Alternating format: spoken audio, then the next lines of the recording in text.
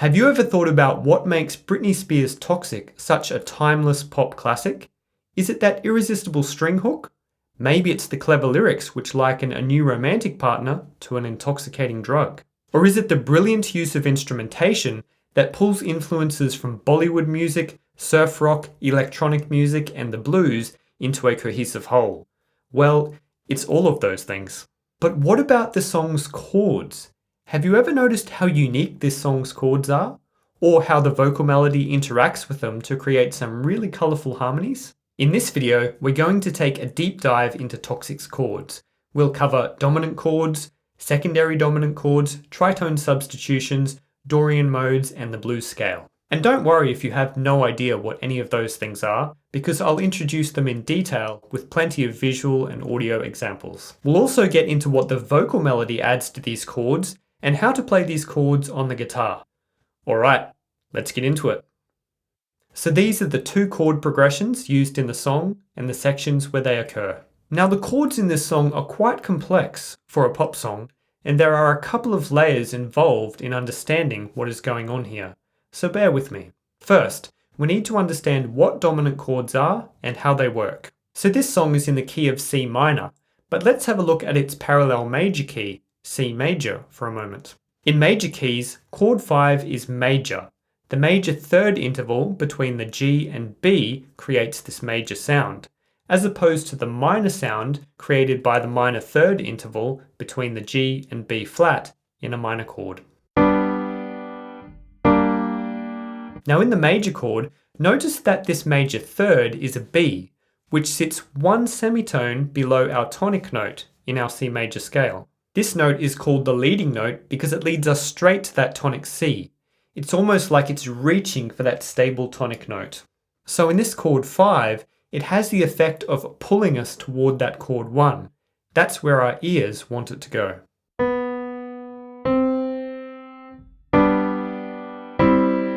Now, if you add a flat 7 to this major 5 chord, we get a 7th chord, which makes that pull toward chord 1 even stronger. This is because you get a very dissonant interval called a tritone between the 3rd and flat 7th of the chord. A tritone interval is created by playing the note 6 semitones or 3 tones away from our starting note. Notice that this note sits right in the middle of the octave of our starting note. So if you invert it and start on the F, you get the same interval, a tritone. This will be relevant later in the video. So we know that the tritone's dissonant sound gives the chord a tension that begs for resolution that comes when we move to chord 1. But how exactly does this resolution work? Well, the leading note moves up to the tonic that it has been reaching for, and that dissonant tritone interval resolves in contrary motion to a much more stable major third interval. Listen to how satisfying that sounds.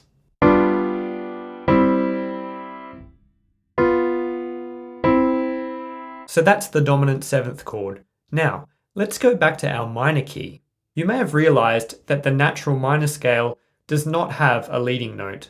The final note in this scale is 2 semitones away from the tonic, so it doesn't lead us to the tonic in the same way. So the relationship between the minor chord 5 and chord 1 is weaker than the major chord 5 and chord 1. Have a listen.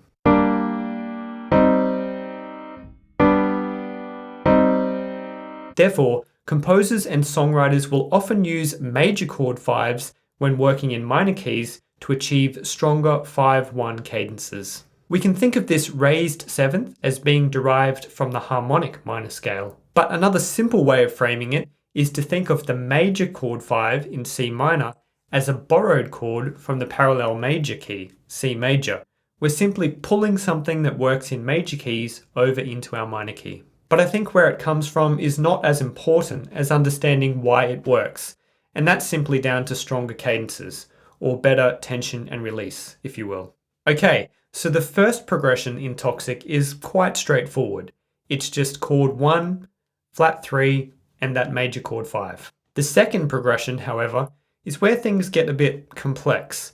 So this is how I would label these chords at first glance based on our key of C minor. But to really understand what's going on here, we need to take our concept of the dominant chord and its relationship to chord 1 and expand it to include secondary dominants. Secondary dominants are the dominant chords of other chords in our song. So for example, if we imagine each major and minor chord in our key as chord 1 in its own key, then they each have their own 5/7 chord. When we use those 5/7 chords in our current key, we refer to them as secondary dominants and label them as chord 5 of whatever chord they are chord 5 of. We actually have an example of the 5 of flat 6 chord in this song. This E flat 7th chord is chord 5 of A flat major, which is our flat 6 chord in the key of C minor.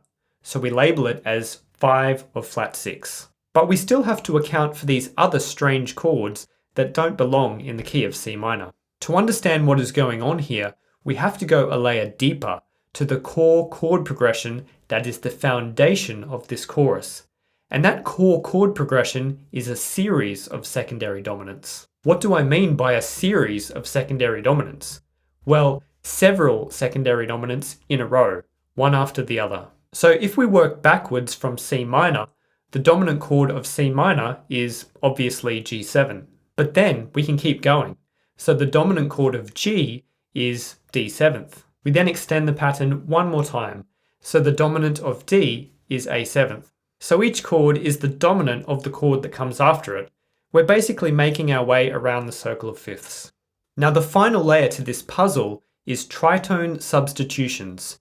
Remember that a tritone is the interval of 6 semitones, or 3 tones. Well, tritone substitution is where you substitute a 5/7 chord in a 5/1 chord sequence with a 7th chord a tritone away from the tonic note. So for example, to find the tritone substitution for G7th, we start on G and count up 6 semitones, or 3 tones, which gives us D flat. So our tritone substitution chord would be D flat 7th. Likewise, the tritone substitution for D7th would be A flat 7th, and the tritone substitution for A7th would be E flat 7th. Now, why does this work? Why can dominant chords be replaced with 7th chords a tritone away? Well, do you remember the reason why dominant chords resolve so perfectly to chord 1? It's because the major third is the leading note that pulls us up toward the tonic. But more importantly, the tritone interval between the major third and flat 7th creates a dissonant tension that resolves beautifully to chord 1.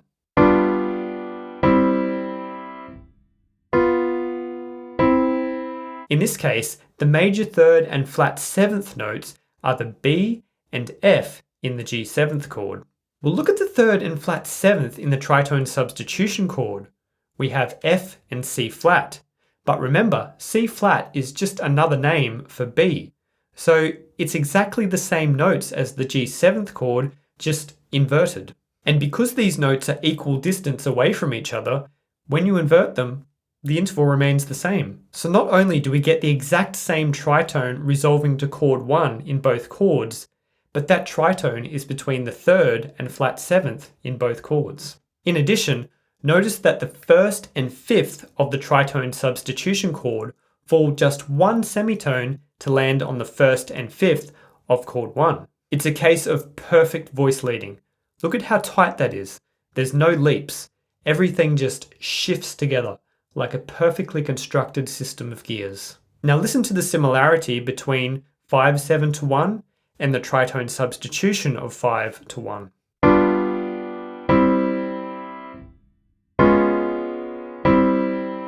And that is why dominant chords and their tritone substitutions are so interchangeable. They function in the same way with the same tritone between the third and flat 7th resolving to chord 1. Okay, if you made it this far without clicking off the video, congratulations. But that's the difficult stuff out of the way. So now that we have our series of secondary dominant chords and all their tritone substitutions written out, we can have some fun. Think of this box of chords like a choose your own adventure chord progression, where we can freely mix and match between the secondary dominants and their tritone substitutions. For example, we could simply play the whole series of secondary dominants.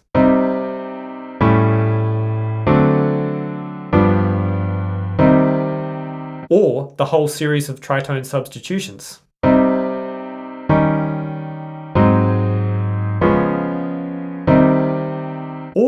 we can mix and match between them, which results in descending chromatic lines. So there are two options here. First,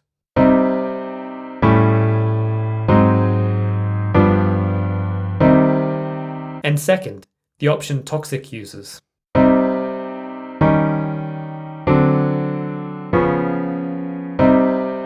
Now you can actually play both a 5/7 chord and its tritone substitution one after the other, and that's exactly what we get in the second half of the chorus in Toxic.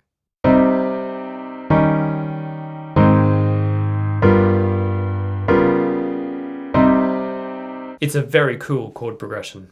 Now note that this A flat chord has no seventh, so while it still kind of fits into our chord progression, without that seventh, I'm more inclined to think of it as the flat 6th chord in our C minor key, with the preceding E flat 7th being the secondary dominant that leads to it. However, Britney does sing the 7th in the melody over this chord, so you could still very much consider it a true tritone substitution if you account for the overall harmony.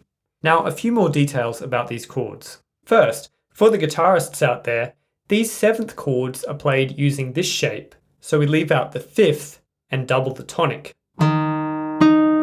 When leaving out notes in a chord, the 5th is usually the first to go, and of course we play the 3rd and 7th.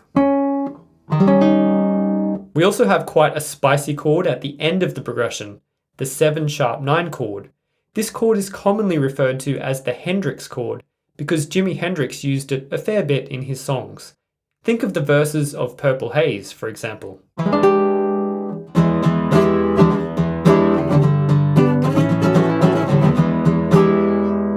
Well, that same 7♯9 shape that Hendrix plays for his chord is played as a G in Toxic, except we play it down here, which allows us to add the bass note, just like Hendrix does on his chord. So we add the low G. So overall, we have no 5th, a double tonic, the 3rd, flat 7th, and sharp 9th. Then for the next chord, we keep the same shape, but shift from a G in the bass to a D flat, which gives us the wildest, most dissonant chord in the song, our tritone sub of chord 5. But it's not just a normal 7th chord, it's a 13th chord with a sharp 11th.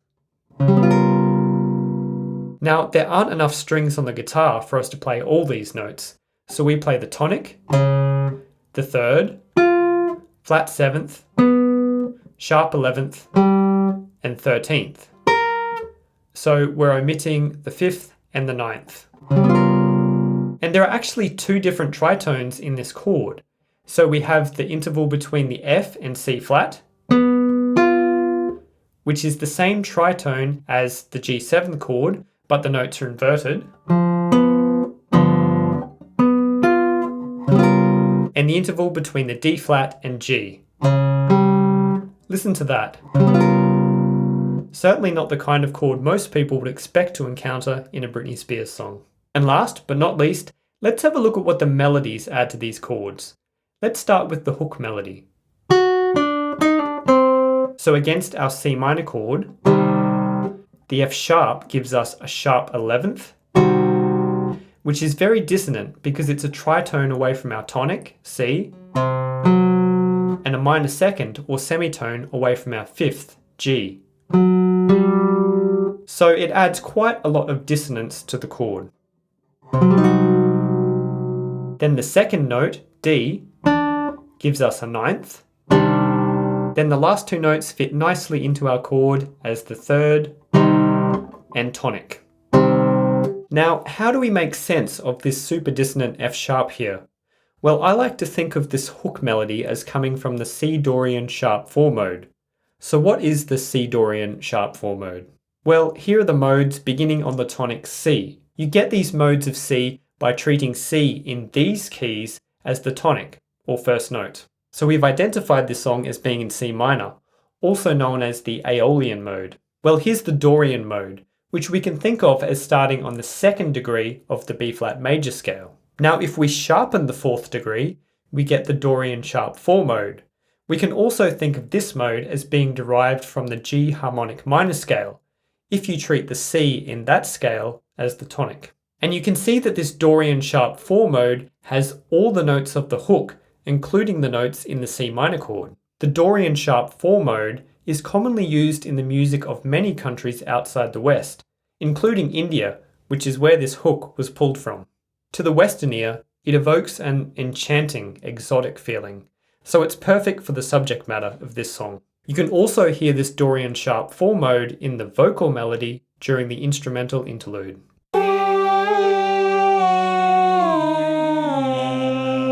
Next, there are a couple of interesting points during the verse.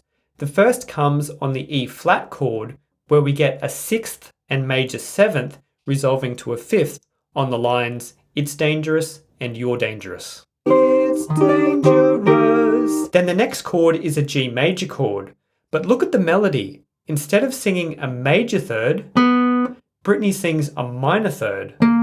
So we have a minor third and a major third in the same chord.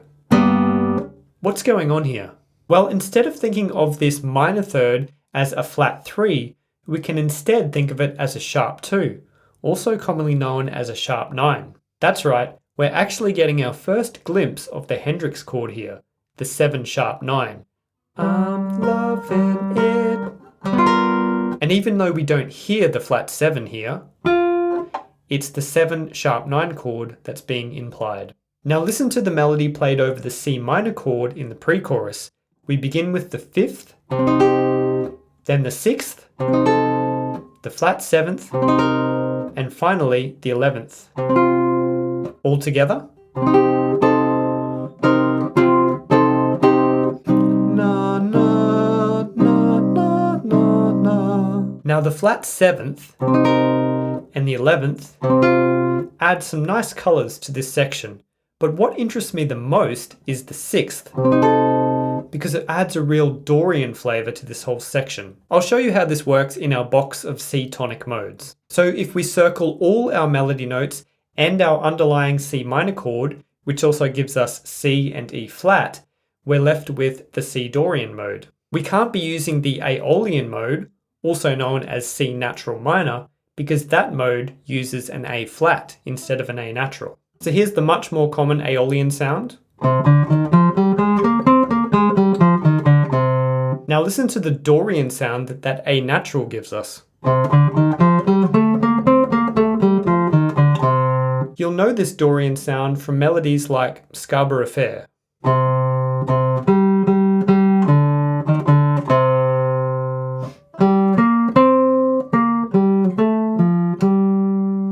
This shift to the Dorian mode adds a slightly strange, mysterious feel to the section that really fits the lyrics. Too high, can't come down, losing my head, spinning round and round. So just as our protagonist is succumbing to romantic intoxication, the melody too is drifting away from our basic minor scale over into an alluring new mode. Then at the end of the pre-chorus, we have the phrase, "Do you feel me now?" sung over a G chord. Notice that the melody notes are flat 7, 1, and sharp 9, which gives us the G7 sharp 9 chord. You'll recall that at the end of the verse, we were missing that flat 7, but here we have all the notes accounted for. It's a full G7 sharp 9 chord. Do you feel me now? Do you feel me now? The chorus also has some interesting harmonic colours, courtesy of the vocal melody. Taste of your lips, I'm on a ride. Next we have the 11th, here. You're toxic. But when Britney continues to sing the same C and G notes over the D flat 7th, things start to get really dissonant. So we have a sharp 11th. A quick side note, if you add the 9th in, you'd have this gorgeous chord, which resolves really nicely to a major chord 1. Anyway, next we have this very dissonant chord, which uses both the flat 7th and the major 7th. So we actually have 3 notes clustered together here, the tonic, the major seventh, and the flat seventh, which you generally don't do because of how dissonant it sounds. So this is what just the flat seventh would sound like. Basic seventh chord, right? And this is what just the major seventh would sound like. Beautiful. And then this is what the major seventh and the flat seventh together sound like. And that's what we have here.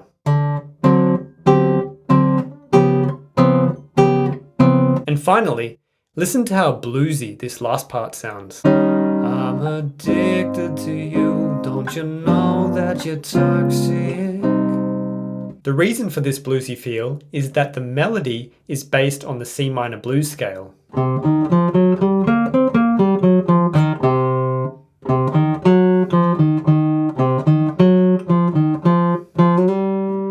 The blues scale is just our minor pentatonic scale with a flat fifth added in. And it's that flat 5 in the form of a G flat or F sharp that gives us that blues character here. Now today's song challenge is to think of some other songs that contain a tritone substitution. It doesn't need to be tied to a series of secondary dominants like Toxic's chords, just a single tritone sub is fine. So you'll be looking for a seventh chord that resolves to a major or minor chord one semitone below it.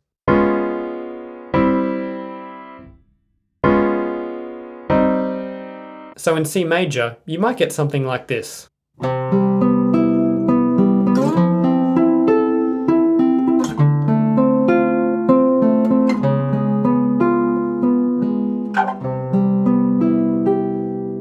And if you want to know more about what makes Toxic such a brilliantly addictive pop classic, check out my other Toxic videos where I go into the song structure and instrumentation.